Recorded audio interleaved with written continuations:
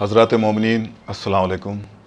اس وقت آپ کے سامنے حاضر ہوا ہوں ایک مجلس اعزا برائے ایصال ثواب مرحوم نقی حسن ابن سید حسن مرحوم سلمہ بیگم بنت محمد تقی مرحوم کے ایصال ثواب کی غرض سے اس وقت graph agency per on line مجلس کا انعقاد جناب سید حسن جعفری صاحب نے کیا ہے۔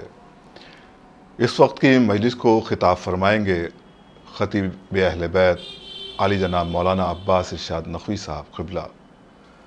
مجلس سے قبل تلاوت کلام پاک کے فرائض انجام دیں گے قاری محترم جناب قاری ندیم نجفی صاحب۔ سوزخوانی کے فرائض انجام دیں گے محترم محمد رضا صاحب۔ آئیے حضرات، تب ہم باقاعدہ طور پر مجلس کا آغاز تلاوت کلام پاک سے کرتے ہیں اور گزارش کرتے ہیں قاری جناب ندیم نجفی صاحب سے کہ وہ تشریف لائیں اور تلاوت کلام پاک سے مجلس کا آغاز فرمائیں۔ اللہم صلی علی محمد و آل محمد۔ اعوذ باللہ من الشیطان اللعین الرجیم۔ بسم اللہ الرحمن الرحیم۔ إِنَّا شَجَرَةَ الزَّقُّومِ طَعَامُ الْآثِيمِ كَالْمُعْلِ يَعْلِي فِي الْبُطُونِ كَغَلْيِ الْحَمِيمِ۔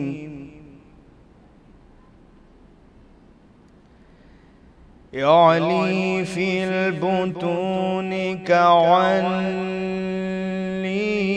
الحميم۔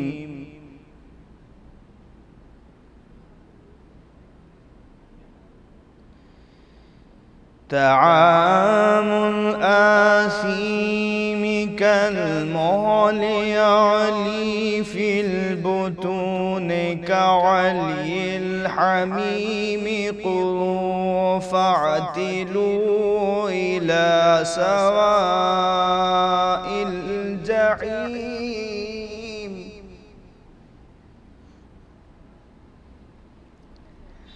خذوه فاعتلوا إلى سواء الجحيم ثم صبوا فوق رأسه من عذاب الحميم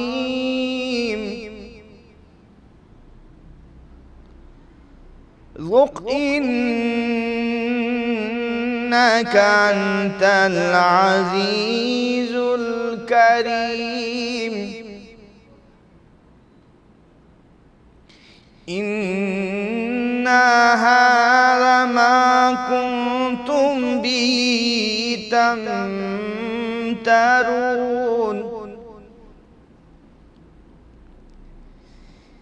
إن المتقين في مقام آمين في جنات وعيون يلبسون من سندس واستبرق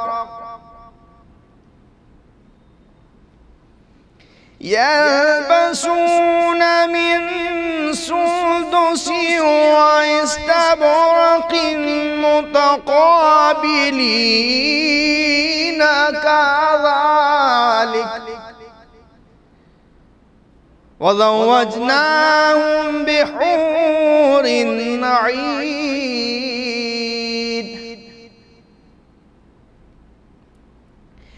يدعون فيها بكل فاكهة آمنين لا يذوقون فيها الموت إلا الموت الأولى ووقاهم عذاب الجحيم فضلا من ربك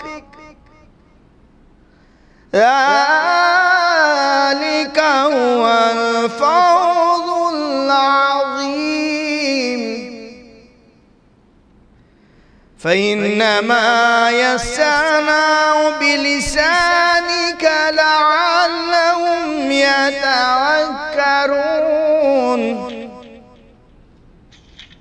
فارتقب إليهم فارتقب إنهم مرتقبون.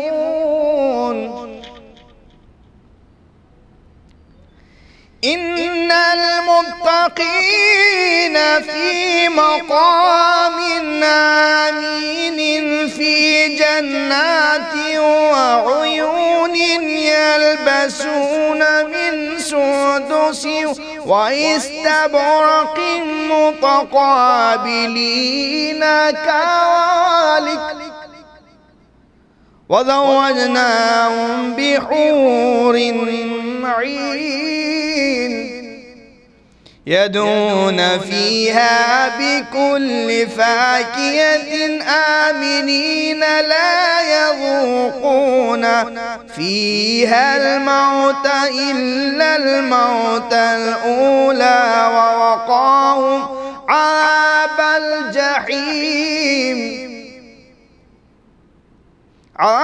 الجحيم فضلا من ربك ذلك هو الفوز العظيم.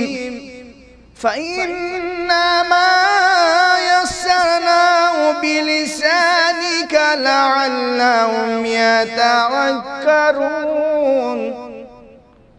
فارتقب إنهم مرتقبون. فارتقب إنهم مرتقبون. صدق الله العلي العظيم وصدق رسول النبي الكريم وصدق شهداء كربلاء والصديقين. اللهم صل على محمد وآل محمد. جزاک اللہ محترم قاری ندیم نجفی صاحب، آپ نے بہترین انداز میں تلاوت کلام پاک سے مجلس کا آغاز کیا، اور اب ہم سوز خوانی مرثیہ خوانی کے لیے گزارش کرتے ہیں محترم محمد رضا صاحب سے کہ تشریف لائیں اور بارگاہ سید الشہداء میں بذریعہ سوز خوانی بذریعہ مرثیہ خوانی خراج عقیدت پیش فرمائیں۔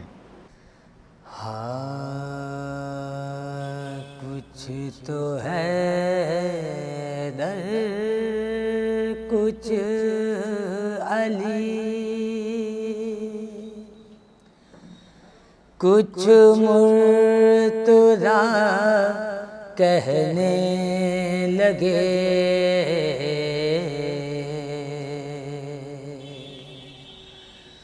کچھ تو ہے در کچھ علی،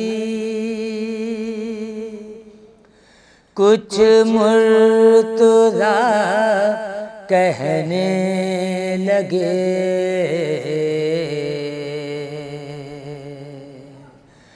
کچھ شب ہجرت محمد مصطفیٰ کہنے لگے،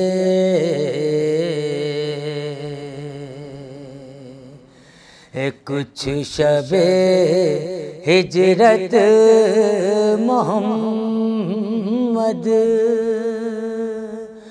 مصطفیٰ کہنے لگے،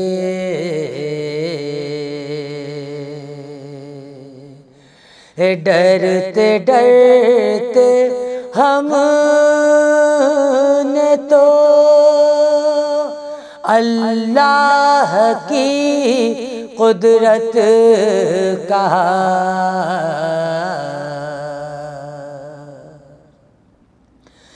ڈرتے ڈرتے ہم نے تو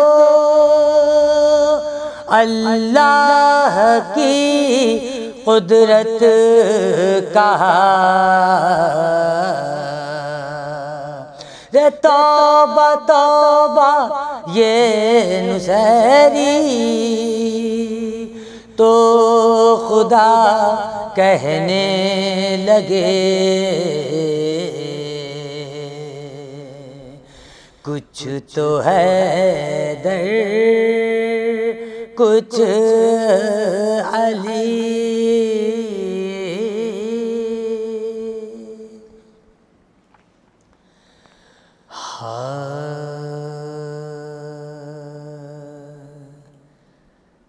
سب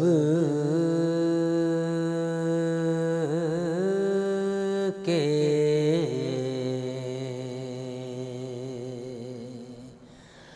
مشکل کشا ہیں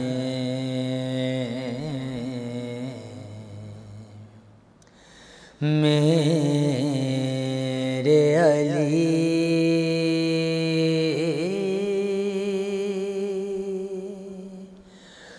بات ایسی ڈھکی چھپی کیا ہے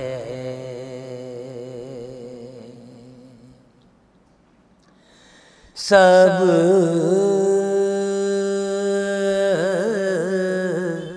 کے مشکل کشا ہیں میرے علی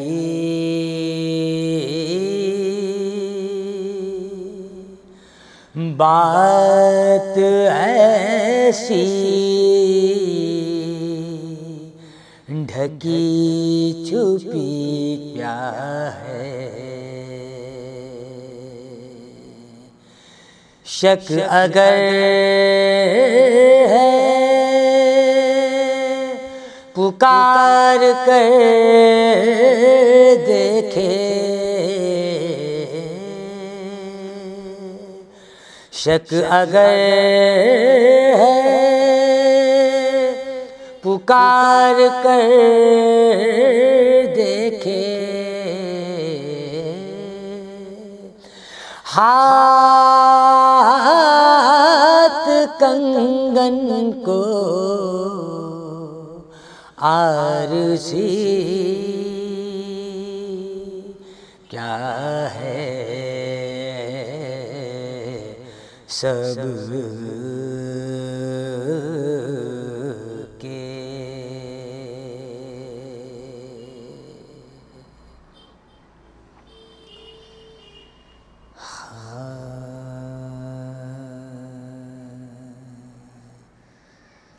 جب رہا شام کے زندہ سے ہوئے اہل حرم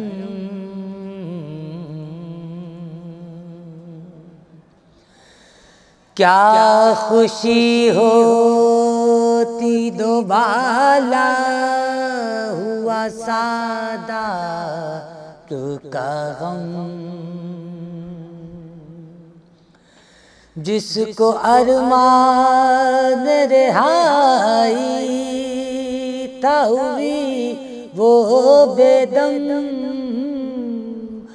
ایک ننھی سی لحد پر تھا مسلسل ماتم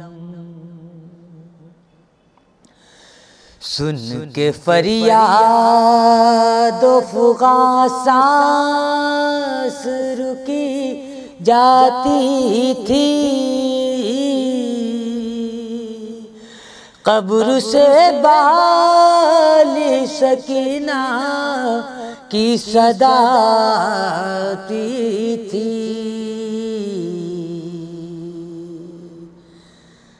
مجھے بھی وطن لے چلو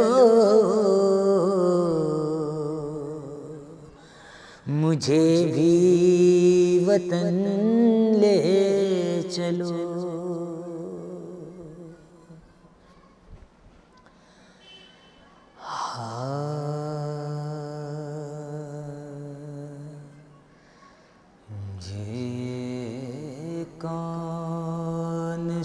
مستورہ ہے،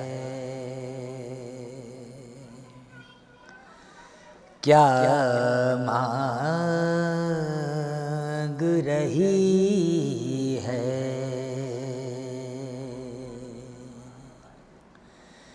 اسلام کی خدمت کا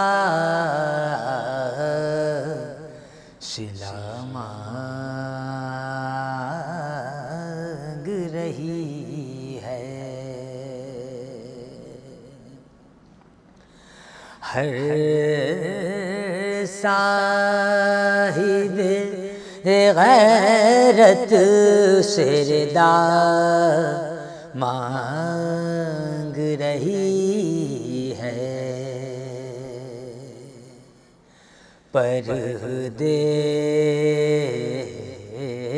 میں مرنے کی دعا مانگ رہی ہے۔ افسردہ ہے افلاک، سیاہ پوش زمین ہے، جبریل ذرا دیکھئے زینب تو نہیں ہے۔ جزاک اللہ محترم محمد رضا صاحب، آپ نے بہترین کلام خوبصورت انداز میں سامعین کے درمیان پیش کیا۔ خدا آپ کے علم اور ہنر میں مزید اضافہ کرے۔ آئیے حضرات، باقاعدہ طور پر مجلس کا آغاز کرتے ہیں اور گزارش کرتے ہیں خطیب انقلاب عالی جناب مولانا عباس ارشاد نقوی صاحب قبلہ سے کہ تشریف لائیں اور سامعین کے درمیان مجلس کو خطاب فرمائیں۔ بسم اللہ الرحمن الرحیم۔ حضرات، گزارش ہے کہ ایک مرتبہ سورہ الحمد اور 3 بار سورہ اخلاص کی تلاوت فرما کر مرحوم نقی حسن صاحب ابن سید حسن صاحب مرحوم اور مرحومہ سلمہ بیگم صاحبہ بنت محمد تقی مرحوم کی روح کو ایصال ثواب کر دیں۔ بسم اللہ الرحمن الرحیم۔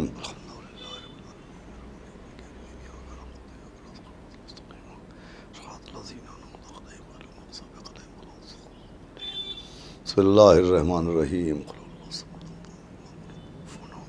بسم اللہ الرحمن الرحیم۔ بسم اللہ الرحمن الرحیم۔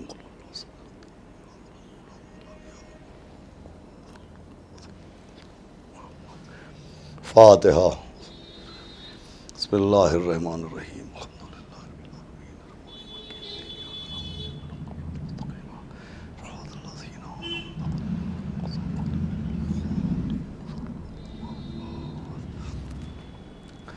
اعوذ باللہ السمیع العلی العظیم من الشیطان اللعین الرجیم۔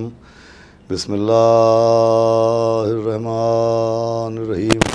الحمدللہ رب العالمین، الصلاۃ والسلام علی سیدنا و نبینا و شفیعنا و طبیب قلوبنا و مولانا مقتدانا ابی القاسم محمد، اللہم صلی علی وآلہ الطیبین الطاہرین المعصومین ولعنۃ اللہ علی اعدائہم اجمعین من یومنا ھذا الی یوم الدین۔ اما بعد فقط قال رسول اللہ صلی اللہ علیہ وآلہ وسلم، بسم اللہ الرحمن الرحیم۔ یا علی انت وشیعتک ہم الفائزون۔ ایک صلوات پڑھ دے محمد۔ حضرات گرامی، یہ مجلس چونکہ ایک مرد مومن جناب نقی حسن صاحب اور ایک مومنہ یعنی سلمہ بیگم صاحبہ کے ایصال ثواب کی ہے، لہذا اسی مناسبت سے میں نے آپ کے سامنے پیغمبر اسلام سرکار ختمی مرتبت حضرت رسالت مآب جناب احمد مجتبیٰ حضرت محمد مصطفیٰ صلی اللہ علیہ وآلہ وسلم کی ایک حدیث کی تلاوت کرنے کا شرف حاصل کیا، جس میں پیغمبر نے مولائے متقیان جناب امیر المومنین علیہ الصلوۃ والسلام سے مخاطب ہو کے فرمایا کہ اے علی آپ اور آپ کے شیعہ کامیاب ہیں۔ دیکھیے پیغمبر اسلام نے جہاں اس حدیث کے ذریعے مولا کائنات اور ان کے شیعوں کی کامیابی کا اعلان کیا ہے، وہی اس حدیث کے ذریعے پیغمبر اسلام نے کامیابی کا اصل معیار کیا ہے اور کامیابی کا اصل مفہوم کیا ہے اس کو بھی بیان کیا۔ اور اس لیے بھی پیغمبر نے کامیابی کا مفہوم اور کامیابی کا معنی اور کامیابی کا معیار بیان کیا کہ پیغمبر اسلام کو بھی علم تھا کہ جیسے جیسے زمانہ تبدیل ہوتا جائے گا ویسے ویسے بہت سے قوانین اور بہت سے قاعدے اور بہت سے معیار بھی تبدیل کیے جائیں گے۔ چنانچہ کامیابی کا ایک معیار قرآن نے پیش کیا ہے، پیغمبر کی حدیث نے پیش کیا ہے، اور کامیابی کے بہت سے معیار وہ اسٹینڈرڈ سماج نے تیار کیے ہیں۔ سماج کی نظر میں کامیابی کا معیار اور ہے اور پیغمبر اسلام کی نظر میں کامیابی کا معیار اور ہے۔ جب اہل دنیا کسی شخص کو کامیاب مانتے ہیں یا کامیاب سمجھتے ہیں تو ان کا معیار کامیابی یہ ہوتا ہے کہ جس کے پاس مال دنیا ہو وہ کامیاب ہے، جس کے پاس زمین و جائیداد ہو وہ کامیاب ہے، جس کے پاس باغ و باغات ہوں وہ کامیاب ہے، جس کے پاس سلطنت و حکومت ہو وہ کامیاب ہے۔ یعنی دنیا کی نظر میں کامیابی کا معیار تخت و تاج ہے، کامیابی کا معیار مال دنیا ہے، کامیابی کا معیار باغ و باغات ہیں، کامیابی کا معیار زمین و جائیداد ہے۔ لیکن پیغمبر کی اس حدیث کے مطابق کامیابی کا معیار تخت و تاج نہیں ہے، کامیابی کا معیار حکومت و سلطنت نہیں ہے، بلکہ کامیابی کا معیار مولا علی سے وابستگی ہے، کامیابی کا معیار مولا کائنات کی تشیع سے شیعت سے وابستگی ہے۔ یہ پیغمبر اسلام کی حدیث کے مطابق کامیابی کا معیار ہے۔ دیکھیں سب سے زیادہ مسئلہ جو قابل تشویش ہے اور جو سب سے قابل مذمت معاملہ ہے وہ یہی ہے کہ قرآن اور حدیثوں نے جو اسٹینڈرڈ پیش کیے ہیں وہ اور ہیں، جو معیار پیش کیے ہیں وہ اور ہیں، اور جو دنیا والوں نے معیار بنائے، اسٹینڈرڈ بنائے، معنی و مفہوم بنائے وہ اور ہیں۔ اس کی ایک دلیل یہ بھی ہے کہ میری بات پر اگر آپ کو یقین نہ آئے تو آپ خود غور کیجئے کہ ایک لفظ ہے لفظ معصوم۔ یہ لفظ معصوم قرآن و حدیث میں بھی ملتا ہے اور یہ لفظ معصوم سماج میں بھی استعمال ہوتا ہے، لیکن قرآن کی نظر میں معصوم اور ہوتا ہے اور سماج کی نظر میں معیار عصمت اور ہوتا ہے۔ قرآن جن افراد کو معصوم کہہ رہا ہے تو قرآن کا عصمت کا معیار الگ ہے، اور ہمارا سماج جو لفظ معصوم کا استعمال کرتا ہے اس کا معیار الگ ہے۔ ہمارے آپ کے معاشرے میں، ہمارے آپ کے سماج میں یہ لفظ معصوم بچوں کے لیے بھی استعمال کیا جاتا ہے۔ وہ کم سن بچے، وہ نادان بچے جو عقل سے محروم ہوتے ہیں، جن کی عقل پختہ نہیں ہوتی، جو سن بلوغ تک نہیں پہنچتے، جو شعور سے دور ہوتے ہیں، بے شعور بچوں کو معصوم کہا جاتا ہے۔ تو سوال یہ ہے کہ سماج میں جو بچوں کو معصوم کہا جاتا ہے تو اس کا کیا معیار ہے اور بچوں کو معصوم کہنے کا کیا سبب ہے؟ تو جو سماج میں بچے معصوم کہے جاتے ہیں وہ اس لیے نہیں کہے جاتے کہ بچوں سے خطائیں نہیں ہوتی ہیں، بچے معصوم اس لیے نہیں کہلاتے کہ بچوں سے غلطیاں نہیں ہوتی ہیں۔ دیکھیے سب سے زیادہ امکانات اور سب سے زیادہ غلطیاں اور چھوٹی موٹی خطائیں سب سے زیادہ بچوں ہی سے سرزد ہوتی ہیں، سب سے زیادہ غلطیاں بچوں سے صادر ہوتی ہیں مگر ان کو معصوم کہا جاتا ہے، خطائیں بچے بھی کرتے ہیں مگر ان کو معصوم کہا جاتا ہے۔ تو یہ کس بنیاد پر معصوم کہا جاتا ہے؟ تو جو بچوں کو معصوم کہا جاتا ہے وہ خطا نہ کرنے کی وجہ سے نہیں کہا جاتا ہے، وہ گناہ نہ کرنے کی وجہ سے، وہ غلطی نہ کرنے کی وجہ سے نہیں کہا جاتا ہے، بلکہ بچوں کو معصوم اس لیے کہتے ہیں کہ ان سے جو غلطیاں ہوتی ہیں وہ ناسمجھی کی بنیاد پر ہوتی ہیں، بچوں سے جو خطائیں ہوتی ہیں وہ بے عقلی کی بنیاد پر ہوتی ہیں۔ اب اندازہ لگائیے کہ سماج میں معصوم ہونے کا قانون و قاعدہ و معیار کیا ہے اور قرآن کی نظر میں عصمت کا معیار کیا ہے۔ بھئی سماج ان کو معصوم کہتا ہے جو عقل سے محروم ہوتے ہیں، جو عقل سے دور ہوتے ہیں، مگر قرآن ان کو معصوم کہتا ہے جن سے رزق دور ہوتا ہے۔ عنکم الرسا، بھائی قرآن کا معیار عصمت اور ہے اور سماج کا معیار عصمت اور ہے۔ سماج بچوں کو معصوم کہتا ہے کہ وہ عقل سے دور ہیں، قرآن اہل بیت کو معصوم کہتا ہے اس لیے کہ رس اہل بیت سے دور ہے۔ پھر میں عرض کروں کہ جو بچوں کو معصوم کہا جاتا ہے تو وہ نجاست سے دور ہونے کی وجہ سے نہیں کہا جاتا، نجاستوں سے محفوظ ہونے کی وجہ سے نہیں کہا جاتا۔ یہ سماج بھی مانتا ہے کہ بچے نجاست سے محفوظ نہیں ہوتے ہیں، بچے نجاستوں سے دور نہیں ہوتے ہیں۔ یہی وجہ ہے کہ ہم نماز پڑھ رہے ہیں اور ہمارا بچہ گھٹنیوں کے بل چلتا ہوا اگر مصلی پر بیٹھ جائے تو ہم اسے مصلی سے ہٹا دیتے ہیں۔ ہم اپنے بچے کو جس کو معصوم کہا جاتا ہے اسے مصلی سے ہٹا دیتے ہیں۔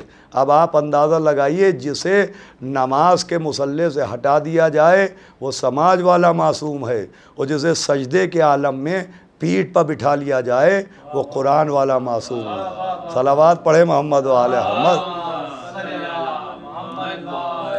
تو عزیزو غور فرمایا آپ نے، قرآن کی نظر میں عصمت کیا ہے اور سماج کی نظر میں عصمت کیا ہے، قرآن کی نظر میں کامیابی کیا ہے اور سماج کی نظر میں کامیابی کیا ہے۔ بھائی اس کامیابی کے لیے جس کے لیے پیغمبر نے فرمایا کہ اے علی آپ اور آپ کے شیعہ کامیاب ہیں، اگر آپ اس کامیابی کے لیے دنیا کی نظر سے دیکھیے کہ کامیابی کسے کہتے ہیں، تو نگاہ دنیا میں جب جنگ ہوتی ہے تو جنگ کے میدان میں کامیابی کا معیار کس بات کو بنایا جاتا ہے؟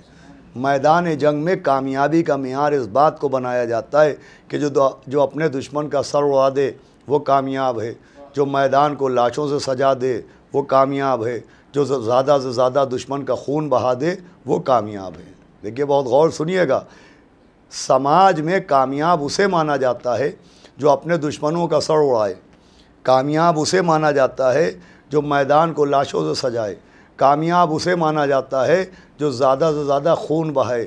یہ ہے سماج میں کامیابی کا معیار۔ لیکن جب آپ قرآن سے پوچھئے کہ قرآن کس کو کامیابی مانتا ہے، تو قرآن کے 114 سوروں میں ایک سورہ ہے جس کا نام ہے سورہ فتح۔ بھئی ہم جس کو اپنی زبان میں کامیابی کہتے ہیں اسی کو عربی زبان میں فتح کہتے ہیں، کامیابی کو فتح کہتے ہیں اور کامیاب ہونے والے کو فاتح کہتے ہیں۔ تو قرآن کا سورہ ہے جس کا نام ہے سورہ فتح۔ سورہ فتح کا مطلب ہوتا ہے کامیابی والا سورہ۔ تو اب یہ کامیابی والا سورہ قرآن کا ایک سورہ ہے۔ اس سورے کے ذریعے دنیا سمجھے کہ قرآن کی نظر میں کامیابی کا معیار کیا ہے۔ میرا سوال ہے کہ علماء سے آپ پوچھیں، خود کتابیں پڑھیں، تفسیر قرآن پڑھیں اور بتائیں کہ جو کامیابی والا سورہ ہے، اگر دشمنوں کا سر اڑا دینے کا نام کامیابی ہے، اگر میدان کو دشمن کی لاشوں سے سجا دینے کا نام کامیابی ہے، اگر میدان میں خون کا دریا بہا دینے کا نام کامیابی ہے، تو یہ جو کامیابی والا سورہ ہے یعنی سورہ فتح، یہ کس جنگ کے بعد نازل ہوا؟ یہ جنگ بدر کے بعد نازل ہوا یا جنگ احد کے بعد نازل ہوا یا جنگ خیبر کے بعد نازل ہوا یا جنگ خندق کے بعد نازل ہوا؟ بھئی یہ کامیابی والا سورہ سورہ فتح کس جنگ کے بعد نازل ہوا؟ تو تمام علماء آپ کو بتائیں گے کہ یہ سورہ فتح کسی جنگ کے بعد نازل نہیں ہوا ہے، یہ سورہ فتح صلح حدیبیہ کے بعد نازل ہوا ہے۔ صلوات پڑھ دے محمد و آل محمد۔ دیکھیں سورہ فتح کسی جنگ کے بعد نازل نہیں ہوا ہے، پیغمبر و مشرکین کے بیچ میں ایک صلح ہوئی تھی جس صلح کا تاریخی نام ہے صلح حدیبیہ۔ تو یہ سورہ فتح صلح حدیبیہ کے بعد نازل ہوا۔ عجیب بات ہے کہ جہاں لوہے کی تلواریں چلیں وہاں سورہ فتح نازل نہیں ہوا، جہاں صلحوں کے لیے لکڑی کا قلم چلا وہاں سورہ فتح نازل ہوا۔ میں کہوں گا پالنے والے، صلح حدیبیہ میں دشمنوں کا سر تو کٹا نہیں، خون کا دریا تو بہا نہیں، میدان لاشوں سے سجا نہیں، یہ سورہ فتح کیوں بھیج رہا ہے؟ یہ کامیابی والا سورہ کیوں نازل ہو رہا ہے؟ اس لیے کہ صلح حدیبیہ میں نہ کسی کا سر کاٹا گیا، نہ کسی کا خون بہایا گیا، نہ کسی کا قتل کیا گیا۔ یہ سورہ فتح کیوں نازل ہو رہا ہے؟ آواز آئے گی کہ کامیابی کا معیار کیا ہے، یہ بتانے کے لیے صلح حدیبیہ کے بعد سورہ فتح نازل ہو رہا ہے۔ پیغام دیا جا رہا ہے، سمجھو کامیابی کسے کہتے ہیں۔ ارے دشمنوں کا سر اڑانے کا نام کامیابی نہیں ہے، اپنی شرطوں کے سامنے دشمنوں کا سر جھکانے کا نام کامیابی ہے۔ صلوات بھیجے محمد و آل محمد۔ بہت غور سنیے گا، اپنی شرطوں کے سامنے دشمنوں کا سر جھکانے کا نام کامیابی ہے۔ بھائی صلح حدیبیہ بچے بھی سمجھ لیں، صلح حدیبیہ کیا ہے۔ پیغمبر جب مدینے میں تھے تو آپ نے ایک دن خواب میں دیکھا کہ وہ خانہ کعبہ کا طواف کر رہے ہیں، حج کر رہے ہیں، تو پیغمبر نے اس کو حکم خدا جانا اور حج کے ارادے سے آپ مدینے سے نکلے، لیکن جب مکے میں انٹر ہونے والے تھے، داخل ہونے والے تھے، تو کافروں نے راستہ روکا، مشرکوں نے راستہ روکا، وہ کام اس سال آپ کو حج نہ کرنے دیں گے۔ تو ابھی تلواریں چلنے والی تھیں، ابھی قتل ہونے والے تھے، ابھی لاشیں گرنے والی تھیں کہ حکم خدا آیا اور نبی نے خدا کے حکم کے مطابق ایک صلح کی، جس صلح کا نام ہے صلح حدیبیہ۔ یہ ہے صلح حدیبیہ کا ذرا سا تاریخی پس منظر۔ اور قرآن میں سورہ فتح نازل ہوا اور پہلی آیت ہے بسم اللہ الرحمن الرحیم، انا فتح لکا فتح مبینہ، کہ رسول ہم نے آپ کو کامیابی عطا کی اور کھلی ہوئی کامیابی عطا کی، ہم نے آپ کو فتح عطا کی اور کھلی ہوئی فتح عطا کی۔ یہ قابل غور بات ہے۔ دیکھیے آیت ایک ہے مگر ایک آیت میں لفظ فتح 2 بار آیا، ایک آیت میں لفظ فتح 2 بار آیا کہ ہم نے آپ کو فتح عطا کی اور فتح مبین، کامیابی عطا کی اور کھلی ہوئی کامیابی۔ میں کہوں گا پالنے والے اس ایک آیت میں 2 بار لفظ فتح کیوں آ رہا ہے؟ آواز آئے گی کہ ایک آیت میں 2 بار لفظ فتح اس لیے آ رہا ہے کہ تاریخ میں صلح بھی ایک نہیں ہوگی، صلح بھی 2 ہوں گی۔ ایک صلح نانا اور مشرکوں کے بیچ میں ہوگی، ایک صلح نواسے اور منافقوں کے بیچ میں ہوگی۔ بھائی ایک صلح ہے جسے صلح حدیبیہ کہتے ہیں، ایک صلح ہے جسے صلح حسن مجتبیٰ کہتے ہیں۔ صلوات پڑھے محمد و آل محمد۔ چونکہ ابھی امام حسن مجتبیٰ علیہ السلام کی شہادت گزر چکی ہے، لہذا آخر میں اس بات کو غور سنیے کہ بھئی صلح بھی 2 ہیں۔ ایک رسول خدا نے صلح کی جسے صلح حدیبیہ کہتے ہیں، ایک مولا حسن کی صلح ہے جسے صلح امام حسن مجتبیٰ کہتے ہیں، ایک نانا اور مشرکوں کے بیچ کی صلح ہے، ایک نواسے اور منافقوں کے بیچ کی صلح ہے۔ یہ ایک آیت میں 2 بار لفظ فتح اس لیے آیا ہے کہ دنیا تک ایک پیغام جائے کہ جو نانا اور مشرکوں کے بیچ میں ہوا اسے بھی صلح نہ سمجھنا، فتح سمجھنا، اور جو نواسے اور منافقوں کے بیچ میں ہے اس کو بھی صلح نہ سمجھنا، اس کو بھی فتح سمجھنا۔ صلوات پڑھے محمد و آل محمد۔ اب دیکھیں ادھر پیغمبر اور مشرکوں کے بیچ میں صلح ہوئی جسے صلح حدیبیہ کہتے ہیں، اور ادھر مولا حسن اور منافق کے بیچ میں صلح ہوئی۔ دونوں میں مشابہت بھی ہے، مطابقت بھی ہے۔ جب پیغمبر اور مشرکوں میں صلح ہوئی تو اس وقت بھی لوگوں نے پیغمبر پر اعتراض کیا کہ آپ تو اللہ کے رسول ہیں، آپ نے مشرکوں سے صلح کیوں کر لی؟ جب مولا حسن مجتبیٰ اور منافقوں کے بیچ میں صلح ہوئی تو اس وقت بھی لوگوں نے کہا کہ آپ تو امام ہیں۔ چنانچہ یہ واقعہ کتابوں میں ہمارے علماء نے درج کیا کہ ایک شخص مولا حسن مجتبیٰ علیہ السلام کے پاس آیا اور آنے کے بعد اس نے کہا کہ حضرت آپ تو امام برحق ہیں، آپ نے معاویہ سے صلح کیوں کر لی؟ بھائی پوچھنے والے نے مولا حسن مجتبیٰ علیہ السلام سے پوچھا اور یہ کہا کہ آپ امام برحق ہیں۔ اس کا مطلب پوچھنے والا خود شیعہ تھا، مولا حسن علیہ السلام کو وہ امام برحق مانتا تھا، مولا علی کے بعد امام مانتا تھا۔ تو پوچھنے والا پوچھ رہا ہے کہ آپ تو امام برحق ہیں، آپ نے معاویہ سے صلح کیوں کر لی؟ تو مولا حسن مسکرائے کہ تو نے ابھی ابھی کیا کہا ہے؟ اس نے کہا میں نے کہا ہے آپ امام برحق ہیں۔ تو امام نے کہا جب تو مجھے امام برحق مان رہا ہے تو پھر چاہے میں جنگ کروں چاہے صلح کروں، اعتراض کی گنجائش کہاں رہ گئی؟ دیکھیے مولا حسن مجتبیٰ نے تہذیب عقیدہ امامت بھی تعلیم فرمائی ہے کہ جب امام برحق کو امام مان لینا تو تسلیم کرنا، فعل امام پر تنقید نہ کرنا۔ صلوات پڑھے محمد و آل محمد۔ سنیے گا یہ بہت خاص بات ہے، وہ آخری بات ہے۔ امام نے کہا جب امام برحق مان رہو تو پھر اعتراض کیوں کر رہو؟ جب میں امام برحق ہوں تو چاہے میں صلح کروں چاہے میں جنگ کروں۔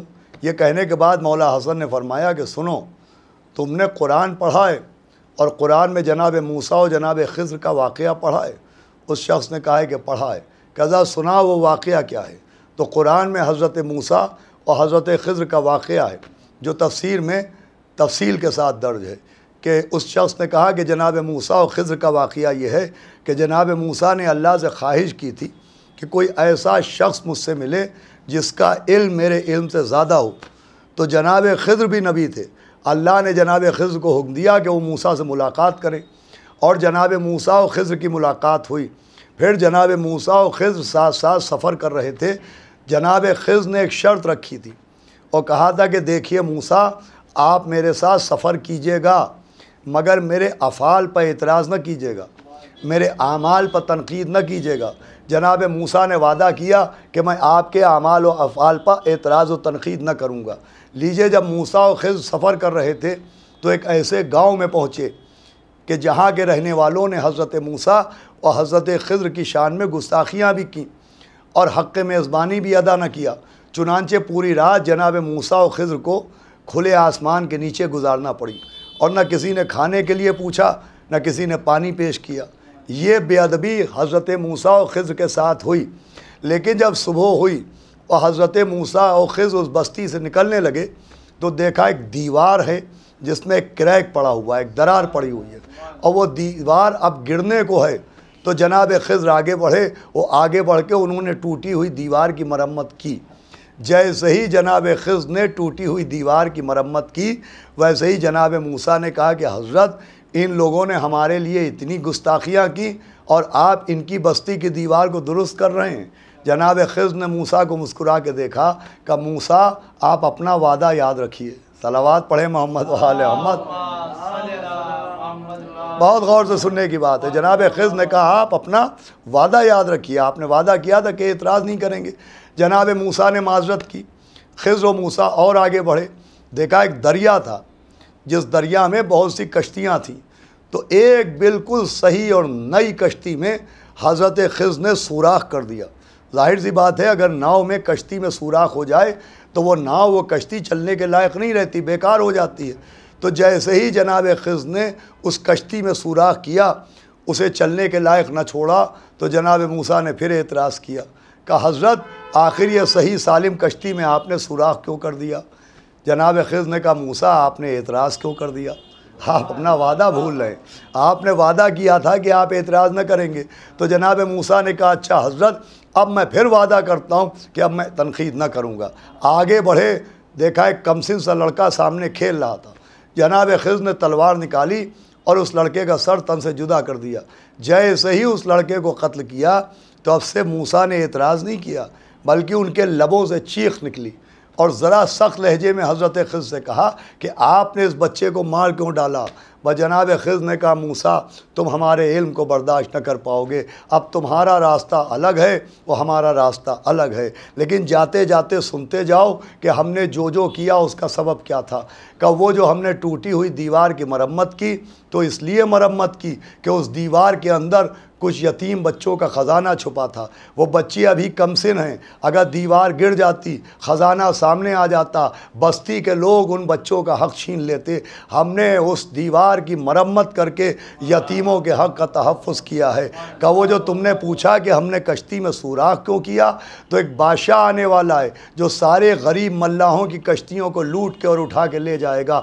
وہ کشتی جس میں ہم نے سوراخ کی وہ ایک بہت غریب ملاح کی کشتی ہے۔ ہم نے سوراخ اس لیے کر دیا کہ بادشاہ اسے ناقص و بیکار سمجھ کے چھوڑ جائے اور وہی بچی ہوئی کشتی اس ملاح کا ذریعہ آمدنی بن جائے۔ کہ ہم نے اس بچے کو قتل اس لیے کیا کہ وہ بڑے ہو کے اپنے ماں باپ کے لیے اذیت کا سبب بنتا، اپنے والدین پہ ظلم و ستم کرتا۔ ہم نے اسے قتل کر کے اللہ سے ایک نیک بچے کی دعا کی ہے کہ اس کے بدلے میں اللہ انشاءاللہ اسے ایک نیک بچہ عطا کرے گا۔ یہ جیسے ہی مولا حسن کے سامنے چاہنے والے نے جناب موسیٰ و خضر کا قصہ سنایا تو مولا حسن نے فرمایا کہ یہ بتاؤ کہ خضر کا عمل غلط تھا یا حضرت موسیٰ کا اعتراض نامناسب تھا؟ کہ یہ بتاؤ حضرت موسیٰ کا اعتراض کرنا نامناسب تھا یا جناب خضر کا عمل غلط تھا؟ تو مولا حسن کے چاہنے والے جس نے امام برحق کہا تھا، جس نے صلح پر اعتراض کیا تھا، اس نے کہا کہ خضر کا عمل غلط نہیں تھا، حضرت موسیٰ کا اعتراض نامناسب تھا۔ کہا کیوں؟ کہا اس لیے کہ حضرت موسیٰ نے خضر کا عمل دیکھا، عمل کے پیچھے چھپا ہوا سبب نہیں دیکھا۔ پوری توجہ، یہی تو خاص بات ہے بھائی۔ جناب موسیٰ نے خضر کا عمل دیکھا، عمل کے پیچھے چھپا ہوا سبب نہیں دیکھا۔ مولا حسن نے فرمایا تم نے بھی ہماری صلح دیکھی، صلح کے پیچھے چھپا ہوا سبب نہیں دیکھا۔ صلوات پڑھے محمد و آل محمد۔ ایک صلوات اور اس سے بہتر پڑھ دے اللہ۔ مولا حسن نے فرمایا تم نے بھی ہماری صلح دیکھی، صلح کے پیچھے کی جو وجہ تھی، جو سبب تھا، وہ نہیں دیکھا۔ اب سن لیجئے آخر بات اور گفتگو تمام ہے۔ مولا حسن نے فرمایا سنو، ہمارے تمام علماء نے لکھا ہے، مولا حسن نے فرمایا سنو، اگر ہم معاویہ سے صلح نہ کرتے تو روئے زمین پر ہمارا ایک بھی شیعہ زندہ نہ رہ جاتا۔ توجہ فرمائی آپ نے، مولا حسن فرما رہے ہیں اگر ہم اس سے صلح نہ کرتے تو روئے زمین پر ہمارا ایک بھی شیعہ زندہ نہ رہ جاتا۔ اس کا مطلب جو مولا حسن نے صلح کی ہے تو وہ اپنے لیے صلح نہیں کی ہے، اپنوں کے لیے صلح کی ہے۔ بھائی پوری توجہ چاہتا ہوں، اپنے لیے صلح نہیں کی ہے، اپنے شیعوں کے تحفظ کے لیے صلح کی ہے۔ مولا حسن نے صلح کر کے شیعوں کی جان بچائی ہے، شیعوں کی زندگی بچائی ہے۔ اب اگر آپ تاریخ پر نظر رکھتے ہیں تو مجھے کچھ شیعوں کے نام بتائیے جو امام حسن کے دور میں بھی موجود تھے۔ بھائی وہ شیعہ کون تھے جنہیں امام حسن نے صلح کر کے بچایا؟ ذرا ان شیعوں کے نام یاد کیجئے تو تاریخ یہ کہتی ہے جناب حبیب ابن مظاہر شیعہ تھے، دور امام حسن میں موجود تھے۔ جناب بریر شیعہ تھے، دور امام حسن میں موجود تھے۔ عابس شاکری شیعہ تھے، شوذب عابسی شیعہ تھے، ہلال ابن نافع شیعہ تھے، حجاج ابن مسروق شیعہ تھے، جناب جون شیعہ تھے، جناب سعید شیعہ تھے، اور یہی شیعہ امام حسن کے دور میں تھے۔ اس کا مطلب امام حسن نے کن کن شیعوں کو بچایا؟ حبیب کو بچایا، زہیر کو بچایا، عابس شاکری کو بچایا، شوذب عابسی کو بچایا، جناب جون کو بچایا، جناب سعید کو بچایا، ہلال ابن نافع کو بچایا، اور وہی شیعہ جنہیں امام حسن علیہ السلام نے صلحوں کے ذریعے تحفظ فراہم کیا۔ ہم نے دیکھا 10 محرم کو وہی شیعہ امام حسین کے پیچھے نظر آئے، وہی شیعہ امام حسین پر نثار ہوتے ہوئے نظر آئے، وہی شیعہ امام حسین کی نصرت کرتے ہوئے نظر آئے، وہی شیعہ امام پر جان قربان کرتے ہوئے نظر آئے۔ پر مجھے کہنے دیجئے اس کا مطلب کربلا میں مولا حسین کے ساتھ جو شیعہ تھے وہ مولا حسین کے بنائے ہوئے شیعہ نہیں تھے، وہ امام حسن کے بچائے ہوئے شیعہ تھے۔ صلوات پڑھے محمد و آل محمد۔ گفتگو تمام ہو رہی ہے، مولا حسن کے بچائے ہوئے شیعہ تھے، اسے کامیابی کہتے ہیں۔ ایک بہت احمق طبقہ ہے جو پوچھتا ہے کہ صاحب کیا امام حسن امام حسین کا مزاج الگ تھا؟ امام حسین نے تو جنگ کی اور امام حسن نے صلح کر لی، تو صلح الگ ہے جنگ الگ ہے؟ نہ، صلح اور جنگ الگ الگ نہیں ہے۔ امام حسن کی صلح وہ زینہ ہے جس زینے سے انصار حسین کربلا میں جنگ میں شریک ہوئے ہیں، مولا حسین کی نصرت میں شریک ہوئے ہیں۔ یہ کامیابی ہے۔ تو کامیابی کا جو معیار دنیا نے بنایا ہے، سماج نے بنایا ہے، وہ اور ہے، جو قرآن نے بنایا ہے وہ اور ہے، جو حدیث نے بیان کیا ہے وہ اور ہے۔ حدیث ہے کہ یا علی انتا و شیعتک ہم الفائزون، کہ علی آپ اور آپ کے شیعہ کامیاب ہیں۔ بھئی اس دنیا میں مال مل گیا، اس دنیا میں دولت مل گئی، اس دنیا میں تخت مل گیا، اس دنیا میں تاج مل گیا، اس دنیا میں سلطنت مل گئی، اس دنیا میں حکومت مل گئی، لیکن اگر مرنے کے بعد نجات نہ ملی تو خاک کامیابی ہے۔ مرنے کے بعد جنت نہ ملی تو خاک کامیابی ہے۔ بھائی کامیابی یہ ہے کہ کچھ ملے نہ ملے مگر وہاں نجات مل جائے، یہاں کچھ انسان پائے یا نہ پائے وہاں جنت پا جائے، یہ اصل کامیابی ہے۔ اور یہ کامیابی مولا علی کی محبت کی وجہ سے ممکن ہے، مولا علی کی شیعت، ان کے پیچھے ان کی پیروی، ان کے تمسک کی وجہ سے ممکن ہے۔ اسی لیے نبی نے فرمایا یا علی انتا و شیعتک ہم الفائزون، اے علی آپ اور آپ کے شیعہ کامیاب ہیں۔ اللہ درجات بلند کرے جناب نقی حسن صاحب مرحوم اور سلمہ بیگم صاحبہ مرحومہ کا۔ یہ جو ہم اپنے بزرگوں کے لیے مجلس کرتے ہیں اور مجلس میں مولا علی کے فضائل امام حسین کے مصائب بیان کیے جاتے ہیں، یہ اعلان تشیع ہوتا ہے، اور یہ اعلان تشیع مرحومین کے لیے کامیابی کی سند ہوتی ہے کہ وہ مرحومین جو اس دنیا سے گئے ہیں تو اب کامیابی کی منزلوں پر پہنچے ہیں۔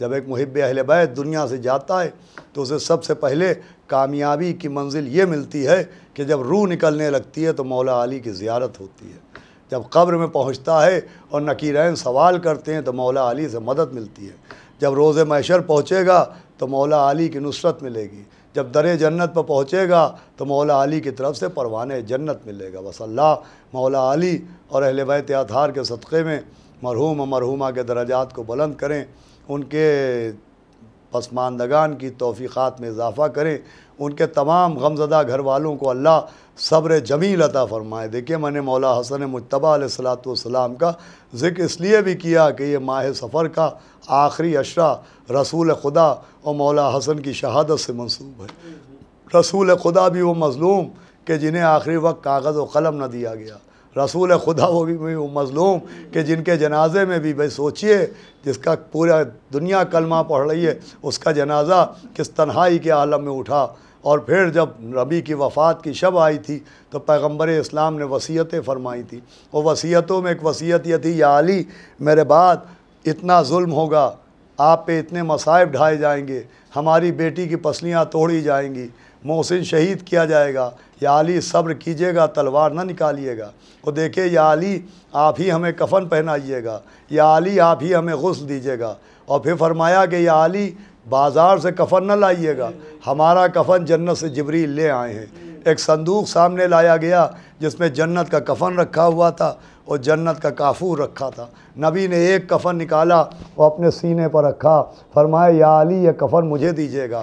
پھر ایک اور کفن نکالا اور روتی ہوئی اپنی بیٹی کی طرف دیکھا، بی بی سیدہ کی طرف دیکھا، آواز دی بی بی نہ روئیے، ہم بہت جلدی آپ کو اپنے پاس بلا لیں گے، یہ آپ کا کفن ہے۔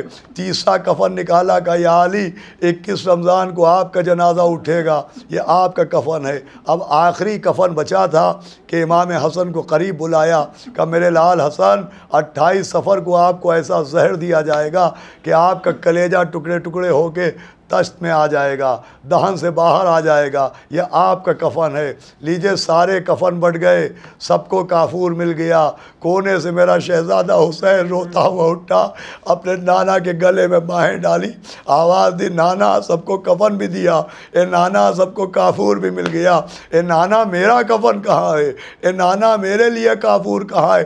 آواز دی کہ میرے حسین ارے آپ کو ہم کفن کیا دیں کہ شہادت کے بعد آپ کے جسم سے کرتا بھی اتار لیا جائے گا، آپ کے پیروں کی نالین لوٹ لی جائے گی، آپ کے کمر کا پٹکا کھول لیا جائے گا۔ عزیزو مولا حسین بے قد۔ اور پھر 28 صفری جس تاریخ کو پیغمبر کا جنازہ اٹھا اسی تاریخ میں مولا حسن مجتبیٰ کا جنازہ اٹھا تھا، اور ایسا مظلوم جنازہ دنیا کی آنکھوں نے نہیں دیکھا۔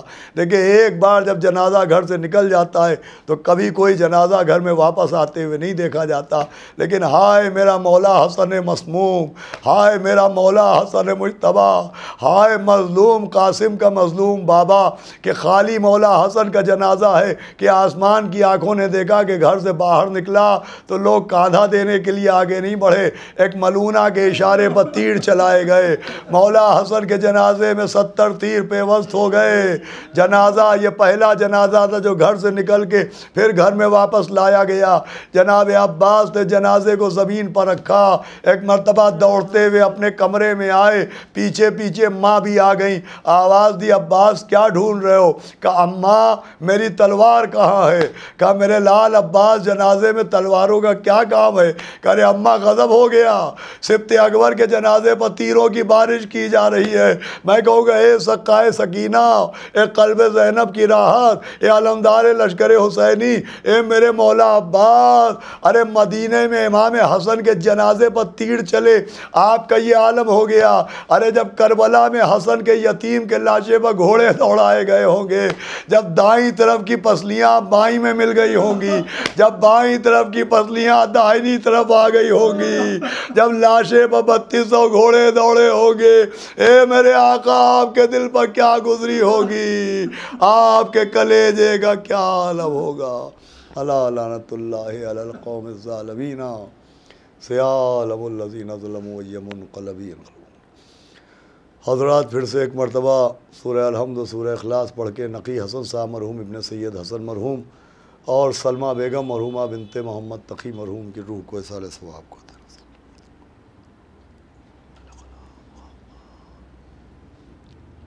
اللہ الرحمن